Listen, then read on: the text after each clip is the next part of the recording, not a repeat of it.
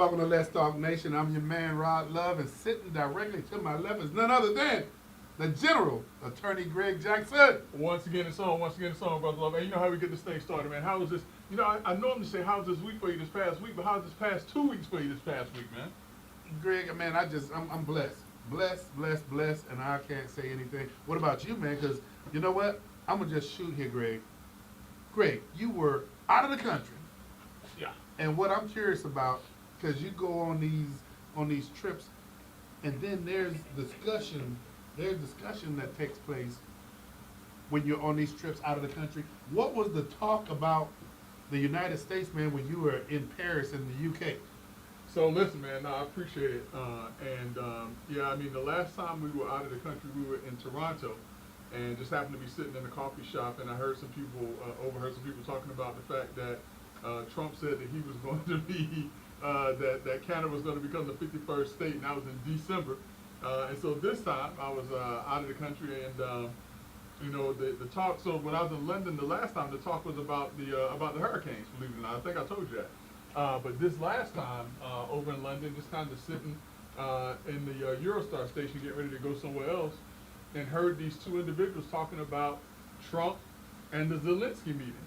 And there was a big talk and discussion about how just the day before, while I was there, that Trump and Zelensky had a sit-down discussion where it was supposed to be a kumbaya moment, supposed to, shake hands, but, apparently Trump and Zelensky and J.D. Vance got into it. I'm assuming Zelensky stormed off. But the more interesting thing is that the next day, Zelensky was in London, having conversations with individuals there about funding to Ukraine for the war and different things like that. So that was one of the big conversations, one of the big discussions was about the meeting between Zelensky and Trump. But what was your feel when you that was a discussion, but what was your feel? What was your take on how folk in the UK or Paris felt about what was going on in the United States involvement? So I'm gonna tell you, the UK and Paris are two different places. Okay. In the UK, you watch the news, everyone is very tuned in with what's taking place around them from a political standpoint. In Paris, not so much. No.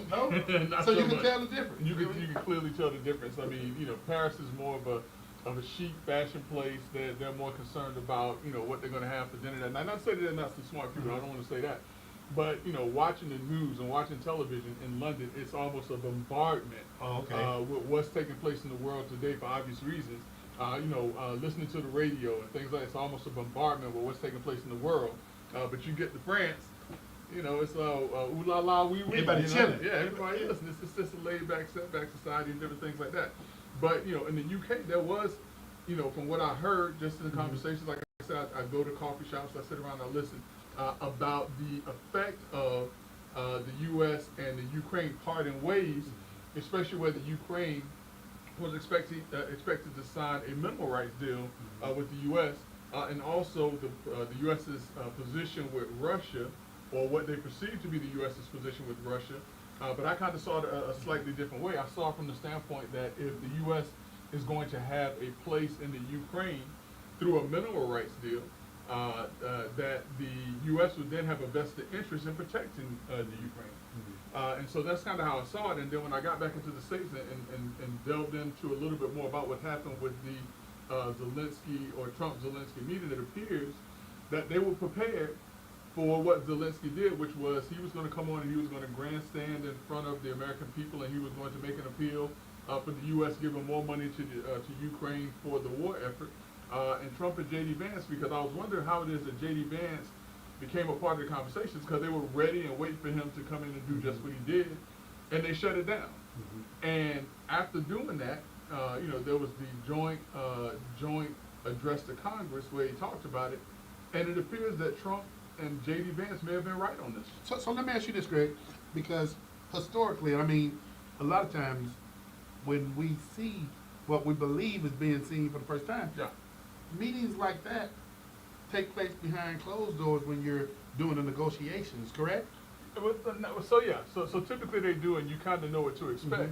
But this wasn't even them having a closed door meeting and knowing what to expect. It was how Zelensky has conducted himself when he goes to other places. He always uses that as an opportunity to stand in front of the people in that country or in front of the press and make an appeal for, you know, his country and ask for more money. Well, here's something, Greg. I gotta tell you that struck me, and it has struck me each and every time I've seen him come to the United States. Greg, what's the first thing you notice about a person when you see them appearing is their appearance. Yeah, yeah, yeah. And Greg, you know, billions of dollars in support from the United States, and you can't wear a suit. I mean, when you talk about being customary, you can't wear a suit from a country that's giving you billions of dollars. I mean, listen. I mean, for me, it's all theatrics, and no knock on Zelensky. I think that what he has had to face as the president of his country, being attacked by Russia, I think that it does not go unnoticed what he has had to endure. And I think that what he's trying to put, the face that he's trying to put in front of the people who see him is that he is a warrior leader, because that's what he dresses as. But now you have to remember, what was Zelensky before he became president? A comedian. Yeah, he was an actor. Yeah, He was an actor. But you would think, I mean, because you know who else is at war? Putin is at war, and how does Putin dress? You know who else is at war? Netanyahu is at war, and how does Netanyahu dress? I mean, so there's a certain way that I think that you should present yourself as the leader of a country, and I think that, you know, initially what Zelensky was doing, I think that it played on people's emotions. I think that it was a good look. I think it was a good play. But now you're right. I think now he needs to look more presidential. Because when you bring up Putin, when you bring up Netanyahu, how you pronounce his name again? Netanyahu. Yeah, when you bring him up, Mm-hmm. both of them are conducting have conducted themselves, and this is not a plug, Right. but they've been in the attire that you would expect. That, I guess, Greg, maybe we too accustomed to that. Am I too accustomed to that? Well, listen, like I said, he is the president of his country. I understand that initially, caught off guard, someone invades your country, you want to be in the trenches with your guys, but now you are appealing to other world leaders. Come and present yourself as a leader of your country, and to sit there with fatigues on and a sweater, you know, and I hate, you know, and it seems like a little thing, but really and truly, it's how you presenting yourself to the world at this point, and you need to present yourself as a leader. Let me say this to you. And you know I have a nice van collection. Mm-hmm. And you know, I wear my Vans with my suits. Right. But Greg, when I'm going into a Top Chef meeting, Right. do you think I'm wearing my Vans? No, and then you can't. You can't. When you're going asking, like you said, I mean, because that is what he is here to do. He's here to appeal for additional support for his country in this ongoing campaign. You're right. And, you know, like I said, to me personally, yeah, I liked what I saw initially, because I thought, hey, you know, listen, this guy, he's fully vested. You know, he's in the trenches with his guys. But right now, you're out in the trenches and you're trying to get some support for your country right now. So Greg, that meeting took place and it didn't go too well. Well, it didn't go too well for him. For him. Yeah. So Initially. So, you know, we keep getting reports that President Zelensky is looking to come back and I guess making some concessions for the United States support. I mean, no, listen, within one day of the meeting happening, he sent word Oh, okay, back. okay. I mean, listen, within one day, he said, you know, listen, I'm looking forward to working with the U.S. under Donald Trump's leadership. I'm willing and I'm ready to come back to the table to negotiate. So that's why I said it appears that when people were looking at this as, oh, you know, listen, Trump and J.D. Vance, you know, they're gaslighting this issue, you know, they're going to start this, and Russia's going to now, you know, escalate its efforts. I think, personally, like I said, when I heard about the deal that Trump is thinking about with the Ukraine, I personally thought it was a good idea, because what happens is you now put yourself in direct fire of what's taking place in the Ukraine. And now you have a true vested interest. Instead of just sending them money or sending them resources, you now have a vested interest to keep your interest in that country or in that particular area safe. I'm gonna skip and keep us in the same context. Yeah. Because what you're talking about, Greg, is somewhat akin to when you look at U.S. what is it called? U.S. aid. Yeah. The situation that's taking place. Yeah. And for those of you who are unfamiliar, USAID funds other countries, correct? That is correct. And it funds different projects. I mean, it's an array of them. But then when we look at the type of the amount of funding and the type of initiatives that United States taxpayer dollars are going to, it shocked a lot of people. It did shock a lot of people. It shocked a lot of people. Yeah. And so when we talk about, and I know it's, you know, these are totally, completely different, but here's what I would say to that, Greg, is when we started looking and drilling down about USA Mm-hmm. and the different causes, I think about veterans that are in the United States that could benefit from, Greg, these are $1 billion that have been awarded to other countries.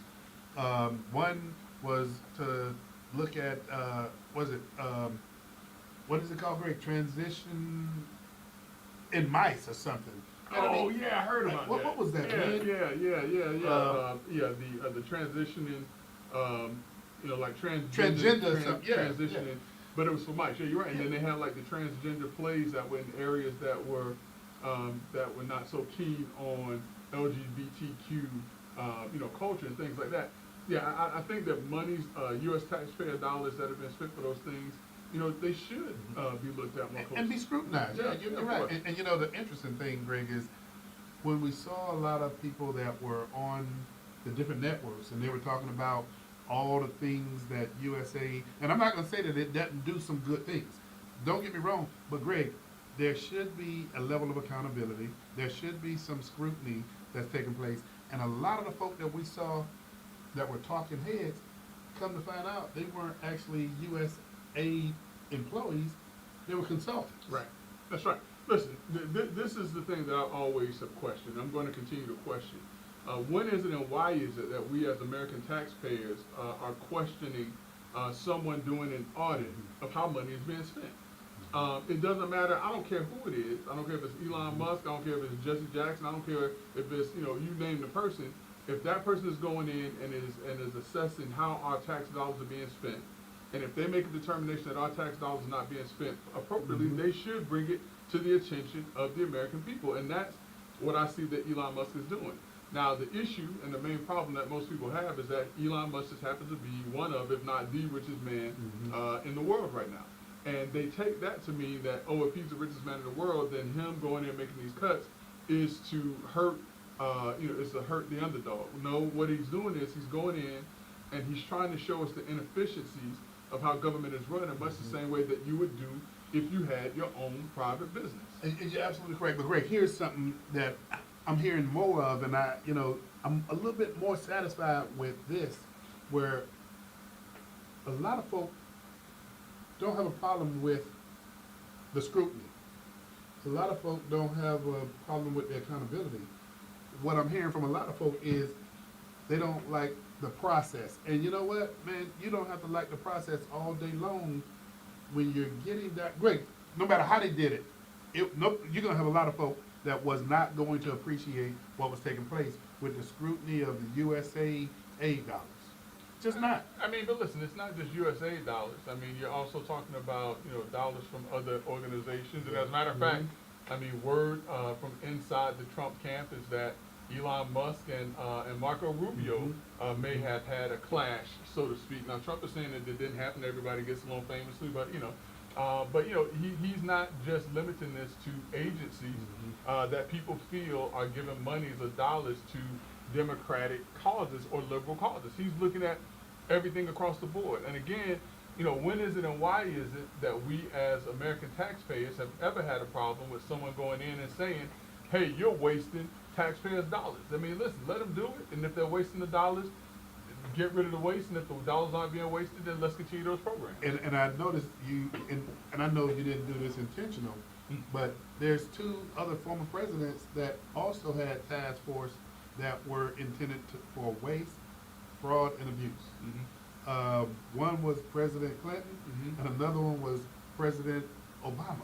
And listen, under President Obama, remember, they actually came out with the CFPB, or the CPFB, Consumer Financial Protection Bureau, so the CFPB, specifically geared towards the protection of consumers where there was a misuse of taxpayers' dollars through organizations, you know, that were taking unfair advantages of the American public and the American people.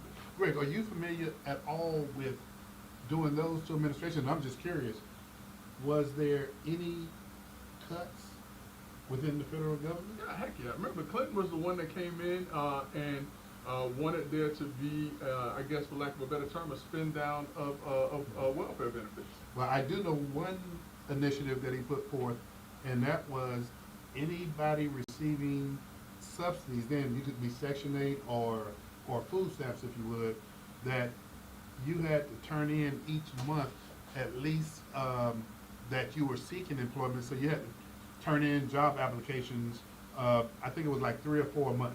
Right.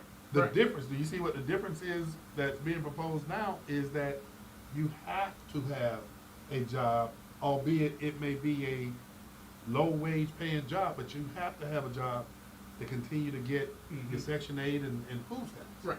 Right. You can't just live Correct. just free and things like that. Listen, which I don't necessarily have an issue with. I don't have an issue with that whatsoever. But listen, a lot of the stuff that is being proposed by this administration, the Trump administration, has been proposed by other administrations in some form or fashion. Whether it is, the cut on, to welfare benefits by Clinton, whether it was attacking or addressing the illegal aliens in this country, which President Obama did, and spoke vehemently about people coming into this country illegally and removing those individuals. That is something that Obama said, and that's pretty much the same thing that that Trump is saying. So for people to come in and say, well, hey, this has never been done, it has been done before. So, Greg, what do you think? Because there's a great deal more criticism. You can talk about proposing something versus actually executing on what you say you want to do. And that's where I think we're seeing a great deal of the criticism. But Greg, guess what? I expect that criticism because you see things are actually being done. And there's a lot of folk, Greg, that will differ with it actually going. I mean, man, for what? 50, 60 years, you get accustomed to something? Yeah, but listen, there's an old saying, Brother Love, and it says, it goes this way. If you want people to like you, sell ice cream. Trump ain't selling ice cream. He ain't selling ice cream. He is not here to be liked. He's here to shake up a system. 77 million people or 76 million people voted for Donald Trump to do pretty much what he's doing now. To some extent, I know that there are some people who are government employees who voted for Trump and who are now losing their jobs and saying this is not what they voted for, to lose their jobs. But there's a large swath of the American voting public who supported Trump and who still support Trump for the things he's doing. As a matter of fact, I was listening to an African American female, and I forget her name, but go check on YouTube. This is not Greg Jackson. This is me reporting what has been seen and what's been said. There's an African American female, Latasha Catania, something like that, and she basically said that this is the first time ever that she has voted for a Republican. And she said she voted for a Republican, she's been voting for Democrats, and they never delivered on what they told her that they were going to do. She said that when she voted for Trump, one of the things he talked about is that he was going to help to remove the number of the illegal immigrants that were in this country. There were some other things she talked about. She said that everything that he said that he was going to do, he has done. She likened it to going to Vegas and putting money in the slot machine, and you pull it and nothing happens. You pull, and then you put your Republican coin in and pull it and you hit the jackpot. But that was kind of cool. I mean, listen. I wish I was that smart to think of it that way. But I'm not saying that. But I mean, she said, no, look, I was putting in my Democrat coins all these years and pulling the lever, hoping that it would finally pay off, and it didn't. And I put in my one Republican coin And hit the believing in yeah. Donald Trump and him saying doing what he said he was going to do, and I hit the jackpot. Well, And there are a lot of people, not just white people who don't like black people, because that's who they say voted for Trump, are the white people who don't like black people, which I think is ridiculous. Just different people have different ideas. But there are a lot of people who aren't just white people who voted for Trump, who i.e. are African American, who are Hispanic Americans, who are pleased with what's taking place. And the other thing too, and I hear this a lot, and we talked about this when Joe Biden won the election. We got to give him time. And that's one of the things that we said. And I say, listen, I wasn't a fan of Joe Biden as the Democratic nominee. I thought that there were other more qualified Democrats that should have gotten the nod for that position. But at the end of the day, what I said and what I heard my friend to my right agree to is, at the very least, we have to give him a chance. We have to support the things that he does right. Unfortunately, within a year, we found out that he was not the man for the job. You're absolutely correct. Hey, Greg, I'm going to shift gears on you real quick. Greg, tariffs. Oh, yeah. What's the update on the tariffs? Because I see us moving forward, and I know right now, tariffs on auto, I think with the auto industry, It's on pause, right? on a 30-day pause, I think. Yeah. It was real specific. Now, we've never heard in the past, I mean, the discussion about tariffs, they come and they go. Right. But then this pause was real specific. Normally when you hear pause, if you leave an open end date, people not really gonna pay attention. Right. But when you hit this pause about 30 days, that's real finite. So Yeah. what's your thoughts about what's taking place with tariffs? I mean, what Trump has said, and I tend to agree with him, and I think a lot of people agree with him from a from a fairness standpoint. But there are a number of countries that impose tariffs on U.S. goods when they go into those countries, and the U.S. has not been imposing tariffs on them. Mhm. So the thought process is that we are going to now impose reciprocal tariffs.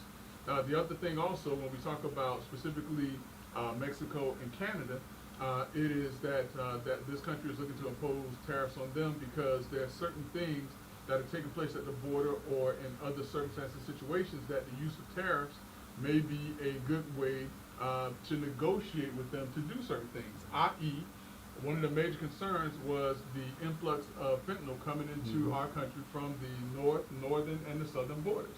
The tariffs, once you control these, the fentanyl, production and trafficking across the lines, then we will lift the tariffs.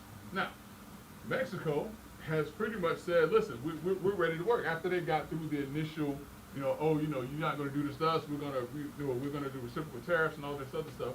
Now they're saying, no, listen, we think we do want to work and try to figure this out. Greg, break this thing down for Yeah. us a little bit. I was out fishing with some buddies, and I was talking about, we fishing, and I'm talking about tariffs. Right. He said, Brother Love, break this thing down for me. Help me to understand this a whole lot better. So then I said, okay, products from China coming to the United States, duty free. Pretty much, yeah. I said, but then when the United States look to ship products to China, we don't have they charge us a large tariff, a tax, if you would. Which is basically what it is. That's And, exactly what it is. and so this has been taking place Decades. for decades. Yeah.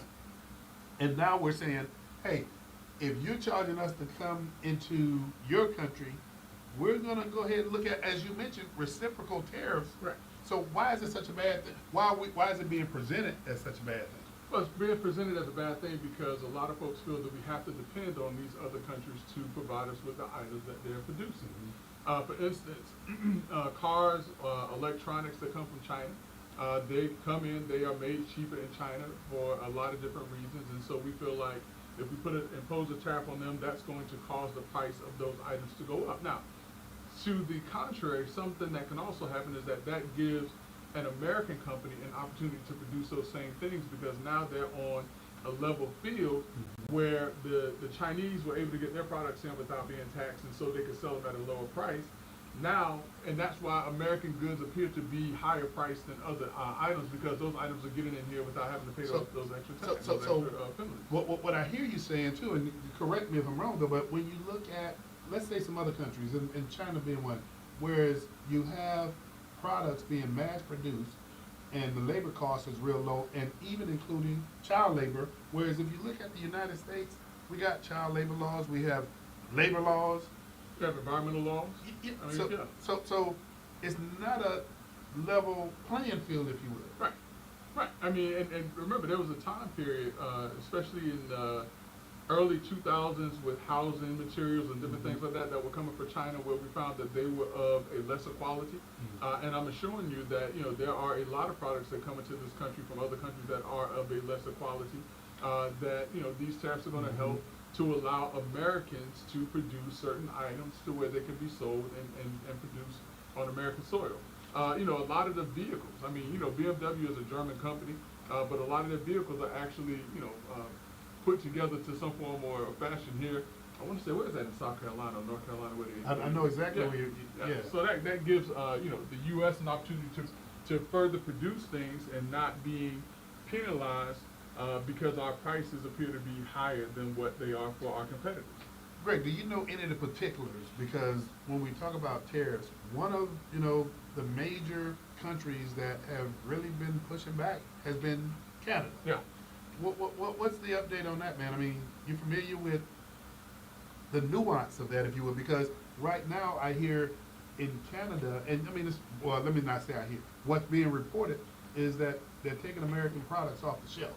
And listen, that's not gonna hurt us. I was in Canada, and one of the things I heard, and one of the items in particular that they're taking off the shelves is American bourbon and American whiskey. I went to the liquor store in Canada. Nobody was rushing to the Canadian whiskey. Okay. Understand what I'm telling you? American whiskey, if that's one of the products that we're looking at, American whiskey is going to be fine even without the Canadian market, because the Japanese buy a great deal of American whiskeys. The Europeans buy a great deal of American whiskeys. So for Canada to be taking certain things off of their shelves, yeah, it may sting in the short run, but the people in Canada are going to rebel because they're going to realize that a lot of the products that they've come to enjoy, higher quality products, are actually coming from this country. So Greg, and don't I have no expertise in this area, but one of the things when I'm listening to a lot of the back and forth, Greg, the worst case scenario, man, that I can imagine takes place is that America benefits from this, because if the playing field is not level as it is right now, and if we can get anything out of this as it relates to tariffs, to me it appears that America wins. So this is what our projections are going to happen. Now, and listen, Donald Trump was very upfront with the American people, and I appreciate him for that.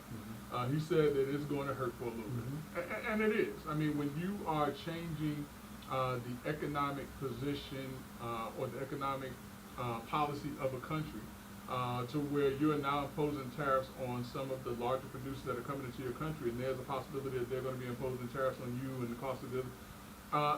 There's going to be a pinch. But Brother Love, I remember 3 years ago we were going in the grocery stores and there weren't food on certain shelves. Yeah. So listen, we are American people. We're Americans. We have been through tough times, and I don't think that this is going to be as tough as what people say it is. Now, our car price is going to be higher, yeah, but a lot of times what do? We don't buy new cars at that particular time. We just wait for the prices to go down, or whatever the case may be. Are there going to be certain foods, like I'm hearing that eggs or something like that are like $9 a carton? That's not going to always be the case, and it shouldn't be the case now, because I understand that the Egg Council, which I didn't know there was an Egg Council, but apparently there's an Egg Council that is now looking at it to see if these egg producers are artificially inflating prices and all of the other stuff. So I'm just saying that to say that as Americans, yes, there's going to be some discomfort, but those things are going to level out over time. Just like right now, well, we were talking about this with Brother Armando, even with the tariffs, look at the havoc that it's playing on the stock market. Look at the havoc that it's having with cryptocurrency and different things like that. But for me, much like, and this is not to that level, so I don't want anybody to run out there saying that we said this, this is not like the Great Depression where you had deflation, but this is an opportunity right now as an investor where I'm like, you know what, I'm going to put more money into the stock market. This is a great opportunity to put more money into the stock market. So I'm viewing this also as an opportunity, but I'm also viewing this as an opportunity to just look back and say, okay, what can I scale back on for now? Because it is going to be a little bit of a struggle until things level out and the other parts of the world realize that you can't impose tariffs on the United States and expect it to hurt us more than it hurts you. Well, you said it. You said a mouthful, brother. Greg, here's something, man, that I stayed up. I think close to 11 o'clock to watch, and I'm talking about none other than the joint address to Congress by President Trump. The longest joint address to Congress in the history of addresses. And who was the president that had the longest before this? I have no idea. I just know who's the longest now. Oh, okay. Because I know they said it was. Because I thought all of them were around about the same time. Greg, did you watch it? Did you? And Greg, here's. Listen, I was just getting off of a plane from London, and I came and I sat down in front of my television to watch the joint address. So yeah, I watched it, and I mean, Greg, we can talk about the various things about it, but here's something, man, that as I watched it, man, I was sitting back saying, there's got to be things that we can all applaud when I see a 13-year-old who is a survivor of brain cancer and aspires to be a law enforcement officer, and that night gets an honorary was it Secret Service? Yeah. Uh, Yeah, Secret Service badge, yeah. you you couldn't applaud that. Let me keep going now for a second here. Then I also see a woman, a widow of a husband who lost his life in the line of duty, and you can't applaud that. I looked up, Greg, and I mean, if you can applaud those things, then you sit back and you hear the discussion about, hey, you buy an American-made vehicle. The interest on the vehicle, you can deduct it from your taxes, henceforth. That, everybody can applaud that too. But Greg, I say those things, and there was a bunch of other things that I thought, as an American man, no matter where you sit, you can embrace it. What was some of your thoughts about, I mean, that stuck out to me, man. So as a resident Democrat that sits at this table, what I can tell you is that, you know, should the Democrats agree with everything that Donald Trump says? Absolutely not. Correct. I have a good friend, friend of the show also, John Burns. He and I, we were having a conversation. One of the things that John said, and he said, listen, I appreciate the fact that we have a government that you have opposing views, because it keeps everyone in check and keeps everyone in balance. So, you don't want a government where everyone is agreeing on everything that somebody does, because now you no longer have the checks and balances that's needed. But I will say that when there are opportunities to applaud and to agree with something that is good for this nation or good for a particular area, you should be willing to set aside your dislike or your disdain for a person to cheer the accomplishment or the situation or the circumstance. And you're absolutely right. When there was a 13-year-old boy who happened to be African American, who happened to be a brain cancer survivor, who happened to have been an honorary officer of, I think, 13 of the law enforcement agencies, whose dream is to be a law enforcement officer, standing there, and all of a sudden he is told that he is going to become an honorary Secret Service member, and his eyes get as big as saucers. My eyes almost welled up. He turns and he hugs the Secret Service officer who presented him with his badge, and then you look in the gallery, and Democrats are sitting like this. It disturbed me because you could not celebrate this young man who was having a dream fulfilled. The other young man who was a sixth sport athlete, I believe his dad had been killed or something like that, but his dream was to go to a military academy, and that night he found out that he was accepted to West Point. And you look in the gallery, and the Democrats were like this. You could not celebrate those moments. A 12-year-old girl who was murdered by an illegal immigrant who was a part of a notorious gang, which is now considered to be a terrorist organization, which I think is a great move. Her mom is sitting there, and her mom is told that her daughter, who loved animals, is going to have a wildlife sanctuary named after her. And you look in the gallery, and Democrats are like this. And that's disturbing to me, because you have to be able to find some commonality of something that you can cheer about together. And the stuff that you argue about, go ahead and argue about that, because we always say on this show, what's up, Doc? I see you there, bro. But we always say on this show that iron sharpens iron. And what that means is that we're not always going to agree that there are going to be some rough points, but those rough points is what makes us stronger. And Democrats are making it seem as if, there's nothing that they can celebrate with what's taking place right now. What's going on, Doc? I had to. The long y'all was running too wild. Y'all was running too wild. I had to jump in and rein y'all back in.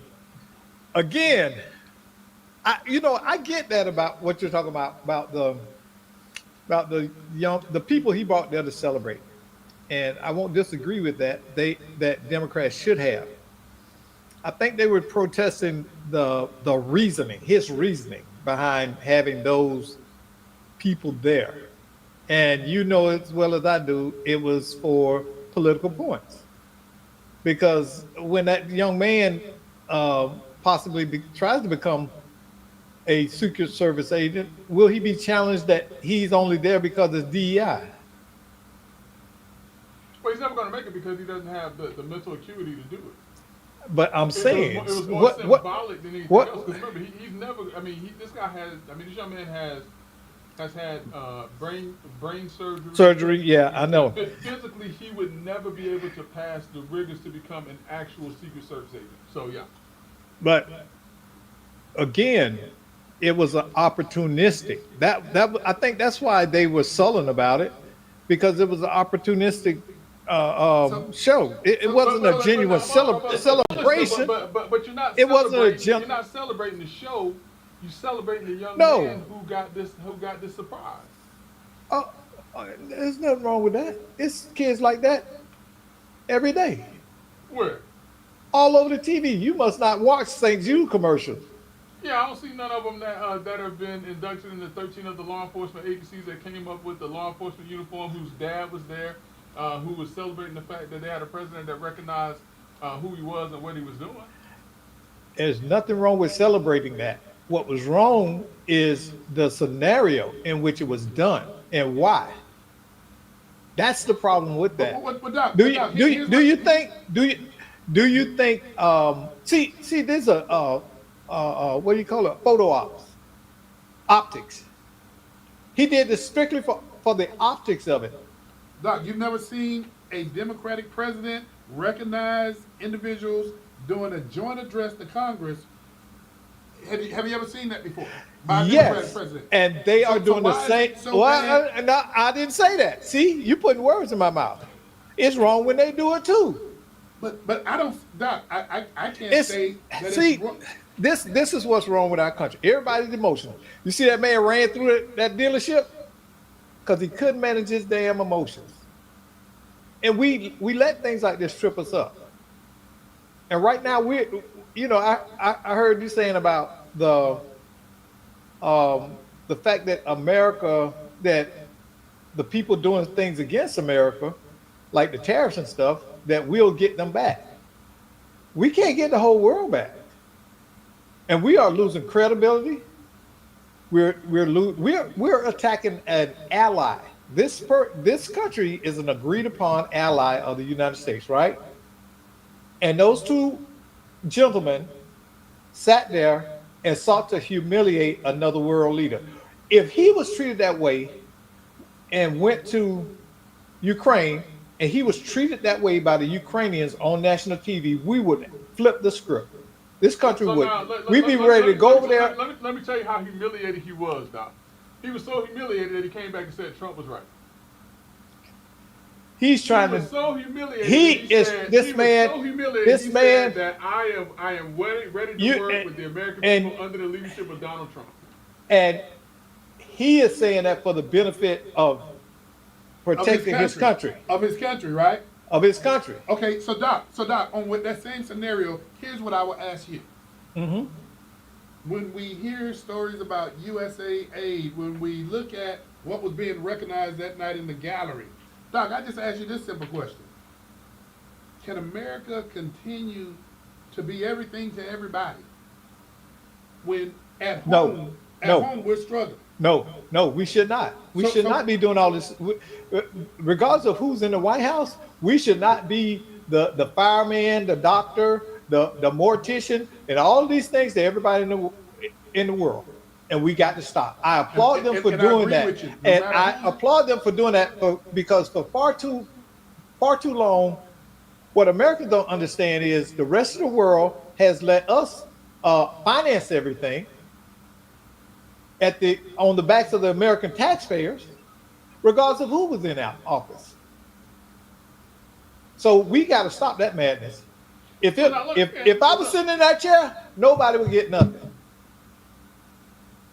You either Say put that up or again, shut Doc. up. If I was sitting in that chair, all these countries around the world, Yeah. they have to fish or cut bait. And you know what else you do, Doc? You would impose reciprocal tariffs too, wouldn't you? I would make sure that we are within Yes, you reason. would. Listen, that's what Within you're saying. reason. You're saying that these countries are getting things from the United States and they're not paying their fair share. You're saying the same thing Donald Trump's saying. Here's what I would do. I would put the infrastructure back in place so we no longer are dependent on those foreign goods and services. But how do So, you, how do you, wait. But that's what Trump is saying. But what is he all he's doing is tearing apart. What is he building? What is he building? The exact same thing you just said. No, no. What He I, ain't doing it. I said, All right. I Okay, said so now, I wait, would wait, put. let's go I, to the point no, of my no, point. no, Let's go no. to that. The Now first see, thing you you said trying to you would lawyer do, me, you do right Rod. now. See, you What's trying to the lawyer first me. thing you said See, you do? you trying to beat me up like you in the No, what's courtroom. the You first ain't in thing the you said you courtroom. do? You Look said at you put here. the infrastructure back, right? Right. How would you do that? I would approach industries and see who needs funding to help expand. I take that money Right. that So we how send it would you, how would you overseas find the money? How would you find the money to determine what industries needed the money? because You audit, right? I would see, yeah, I would audit, I would take, but he's Yeah. not. What? Okay, Is that so what where those where are the do? That auditors? is. Wait a Is that what minute. those And, do? and Wait a Doty's minute. coming to the state Wait a level minute. too, Greg. Wait a You minute. know but, that, right? but where are the auditors? They're not auditing anything. What qualifies you to be an auditor? You know what to look for. Okay, and you're saying You- they don't know you- what to look for. They have They- computer they are not algorithms. They have computer algorithms that they plug in, and they're going and they're finding waste in all these agencies. Hey, Doc, hey, Doc, General. Let me say this. Hey, don't go nowhere, Doc. But let me say this. And Hey, I'm giving me a cool drink. No, Okay, listen, but listen, that lawyer- I'm agreeing, that- listen, that- Doc, that I'm law- agreeing with you, but I'm agreeing with you, but listen, that's exactly what Trump, and I'm not even a Trump fan. Understand what I'm telling you. But the exact same thing that you're saying that you would do if you were sitting in that seat. If I was sitting in that seat, nobody would get nothing. So I agree with so you. so what you, you do you is think if you have countries that are benefiting from sending products to our country and not having to pay tariffs, but if we send something to them, we're getting taxed out of the yin yang. You want to stop that, right? exactly? But Do you- Doc, you're saying the same thing that actually is being done. Yeah. Do you No, realize that? there's a way to do anything. So Hey. how would you do it? I wouldn't do it to where it would be destructive. I But would how make would you sure. do it? What's the easy way to Like do I it? said, is work on the infrastructure, withdraw all our money. I put a moratorium. But let me say Listen, this. But no. Hold, now y'all ask me and then you cut me off. Now, doggone it, you either gonna let me talk or you're not. Okay, I put a moratorium on foreign aid. I cap Okay. everybody. Okay, you won't get no more, no less. I take that money saved, get with American companies, and regrow the infrastructure to create jobs and return industries to our shores. Okay. Okay, and build our economy where we're not so reliant on things like imports. And Then oil, that lessens the impact of tariffs. oil and energy. Exactly. Doc, you saying the exact same thing. I this get administration is I doing. get what he's saying. Why are we buying electricity from Canada? Because they need it in the northwest portion of the United States right now. Hey, here's let me It's just not, say it's this. not, it's But- not the entire U.S. now. It's just that. I know. It's I think it's 1.4 or 5 million people. But the general Doc, I'm gonna say this. I hear what you're saying, Doc, that you say you'll do this and you'll do that, and the other part of this is you wouldn't do it that way. Here's what I gotta say to that, Doc, and you know I'm your boy. But when you realize To the you general got- come. no. Hey, till what is Hey, y'all see? Let's talk. They see how they gang up with me. No, don't hang up. But gang up on I ain't hanging up now. Hey, but here's Doc, just answer this question for me. You have 1,460 days to get done with what you're talking about accomplishing. You got bureaucracy that's in your way. Doc, what other way are you going to get it done if you don't take some drastic measures? This man ain't never been as successful at a damn thing in his life. What makes you think he is gonna do this? So now you got to listen. Now you got to get credit where credit is due. Now, so you say he has done nothing that was successful. Trump, Yeah. all he did, he's a con artist. No. So no, that's not my question. I'm not He saying good no, at- no, wait, oh, hold on, wait. no. My question is, this is just my question. Are you saying that Trump, throughout his lifetime, whether as a businessman or as a politician, has not done anything successful? It depends on what you define as success. Fleecing your people who work for you, No, that's is not that success? No. Because That's not success. it's merit based. He has stolen more wealth than he's generated. He's beat no the Hey, Wait, hey, now where okay. where's the documentation of this theft? Okay, I knew you was gonna go there. 'Cause see, you're a lawyer. A damn Hey, lawyer let me do always this. want paperwork. Let me Huh? do this. We got 10 minutes left. We got 10 minutes left. Greg, some black Americans are pretty pleased with the first 40 days so far. Is it 100 days now? No, it's not 100 yet. It's not 100 yet. I mean, I don't even think we're in 90 days yet. So let me ask you succinctly, because I got some other stuff I want to hit you with. Why? Why do you think? I mean, it's like I was saying, a young lady, and Doc, I don't know if you heard this, this young lady who said she voted Republican for the first time. Now, whether or not she's telling the truth, I don't know. But she said, and I have to take it for the truth unless someone shows me otherwise, that this is the first time she's ever voted Republican. And based on what Trump has said that he was going to do when he ran for president, that he has done the things that he said that he was going to do, and she's pleased with that. Now, for some people, and we've talked about this, for some people, some of the more important things was not, LGBTQ issues and things like that. Some of the things that were more important to us were things related to illegal immigration. Some of the things that were more important to us was securing our border. And what they're seeing is that their efforts being taken to secure the borders here in the United States. The other thing is becoming more energy independent, like what Doc is talking about. Trump, like it or not, recognize it or not, when he was in office the first time, he was the one that made a move to return the U.S. back to self-reliance on our own energy. And that's some of the things that people are looking at, and they're saying that is what they voted for him for. Now, are gas prices still up? Yeah, but listen, it takes time for these things to cycle through and to happen. And like I said, when Joe Biden became president, he came in at the tail end or right in the midst of a pandemic. Let's give him time. And we gave him time, and it didn't work out. But here's something I think a lot of people can get their arms around, and when they think about it, they take a pause, and that is, can we agree that, well, a great deal of the objectives we can agree upon? I mean, when you roll out and you say, okay, in the United States, there'll be two genders, male and female. When you roll out and you have the discussion about boys and girls bathrooms, when you roll out and you roll out a litany of things that you can agree on, but what you can't agree on is the how to get there. Right. And we're not all agree on that. Did you So- see? Did you see unisex bathroom in Paris? Yeah. Yeah. I saw him Okay. in the US too. Did you see him in England? Yeah. I saw So- him in the U.S. too. I just went to a restaurant. I saw him in the U.S. too.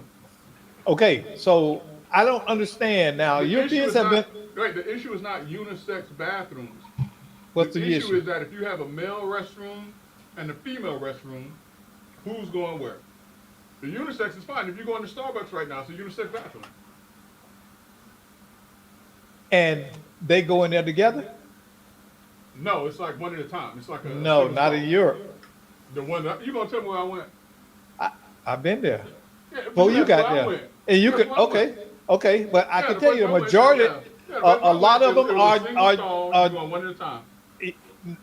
okay. Hey, Doc, something else you know about. And that was in a restaurant in Paris where I had escargot for the first time in my life. They had two bathrooms. And when I walked up, there were three ladies standing there. Single stall. One went in, another went in, and when they came out, I went into the same bathroom they went into. But it was a you single didn't. stall. You ain't have to. You could have went on in. Hey, But two anyway, things. Oh, they were in there? No, I couldn't have yeah. gone to jail. No, you wouldn't have. Yeah, you can't. That's go what to- unisex is. Anyway, Rod. Unisex not using the same bathroom at the same Hey, time. It Bring is. Before I bring y'all back to Orlando, Greg, can you tell everybody what escargot is?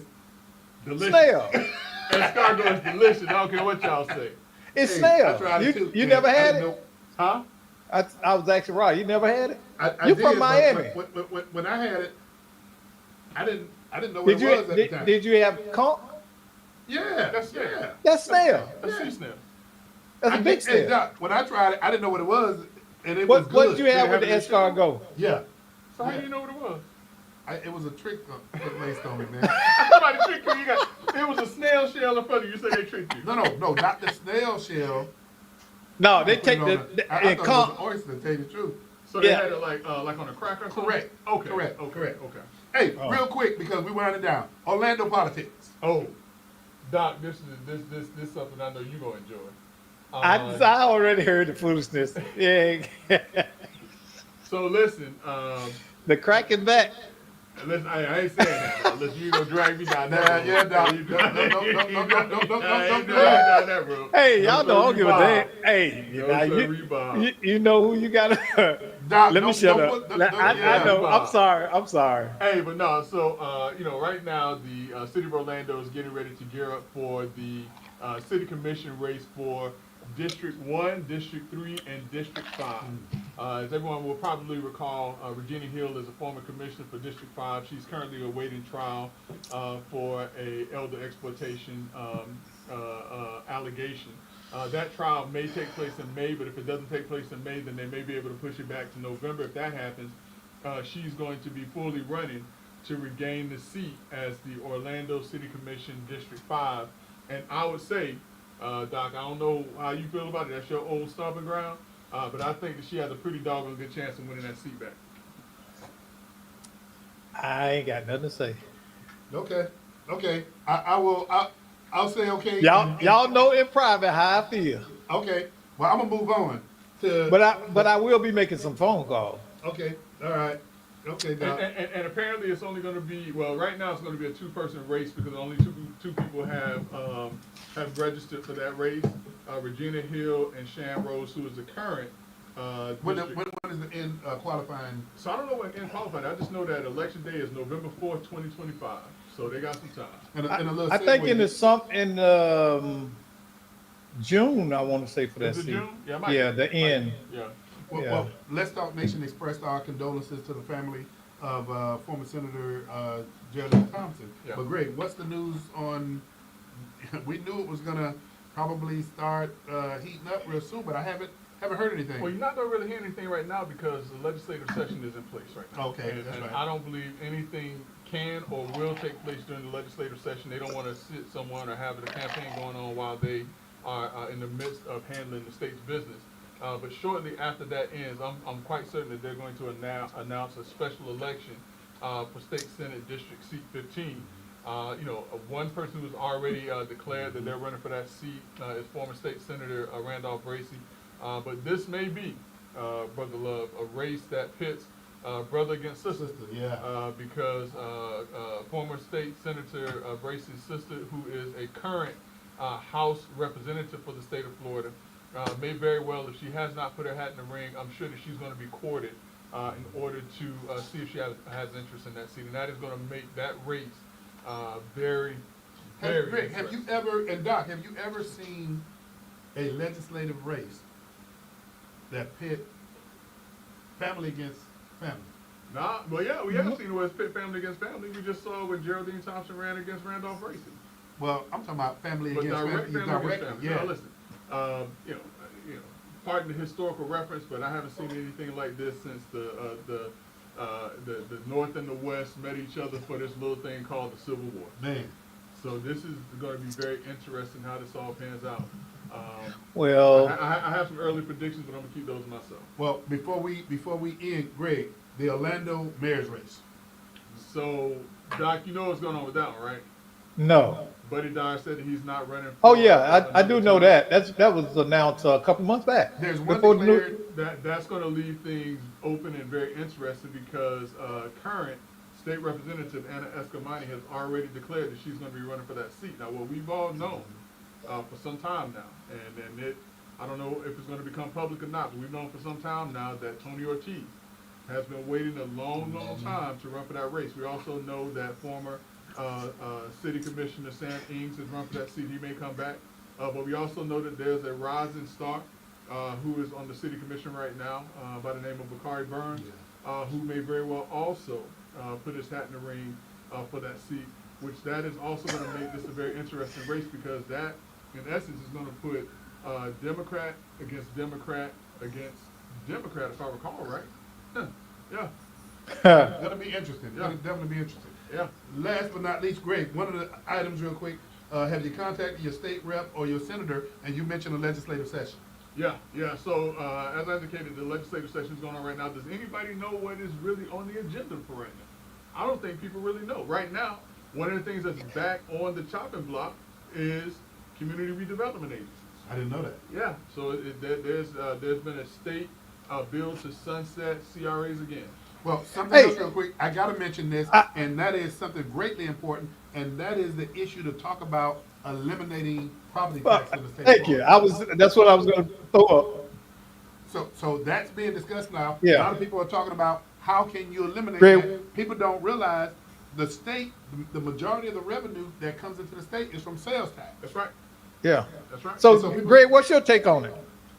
I don't have an issue with it. I think that they should get rid of, or if not get rid of, they need to lower state income tax and allow one of the biggest Income tax? We revenue don't have income generators tax. To do what it's supposed to do, which is to generate income for our state. And last but not least, real quick, when you talk about eliminating property taxes, local governments are the ones that are looking at this issue real hard, saying, how can that be? And what would take place when you look at public service, fire, police, public works, things of that nature?